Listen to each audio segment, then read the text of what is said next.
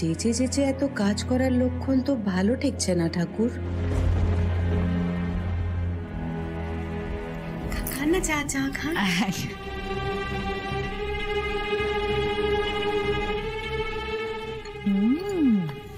খুব ভালো, তুমি তো দারুণ চা বানাও বৌমা।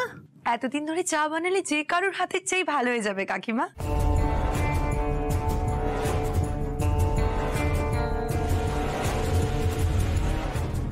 আসলে কি বলুন তো, আমাদের স্ত্রীকে দেখতে যখনই ছেলের বাড়ি থেকে লোকজন আসে তখনই চাটা আমি বানাই কিনা তাই।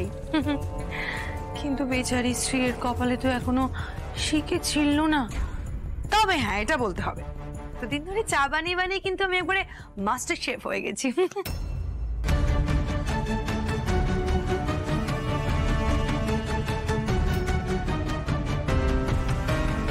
ভাগ্যিস অন্য সম্বন্ধগুলো হয়নি, নাহলে আজকে এখানে আমরা আসতেই পারতাম না। I feel I am very lucky যে আজকে আমি স্ত্রীর সাথে কথা বলতে পারবো।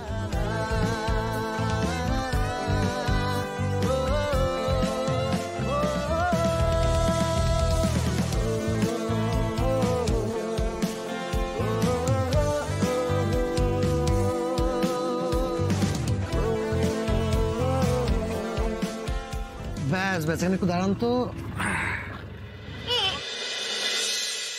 এখানে কেন দাঁড় করালি? বলছি সব বলছি, কেন দাঁড় করালাম। চট করে নেমে আয়। আমি নামবো মানে? আয় না।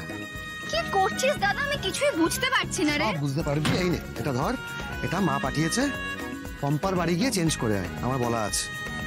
এসব আবার কি? আমি জানি না রে, মা কেন? আমি জানি না, মা পাঠিয়েছে, তুই তাড়াতাড়ি যা, চেঞ্জ করে ফাট করে চলে আয়। এই শাড়িটা পরলে আমার বোনকে যা মিষ্টি লাগবে না, ওদের চক্ষু ছানা বড়া হয়ে যাবে। যা।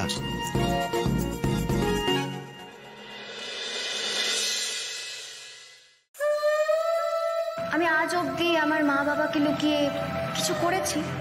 বাবা মাকে আমি ভগবান মানি। কি ভাবছো তুমি, আমি ওদেরকে লুকিয়ে এটা করছি? ঠিক বলেছেন, আমাদের স্ত্রীর মতো দুটো মেয়ে খুঁজে পাবেন না।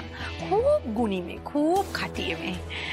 আচ্ছা, আপনারা জানেন তো যে স্ত্রী সেলস গার্লের চাকরি করে?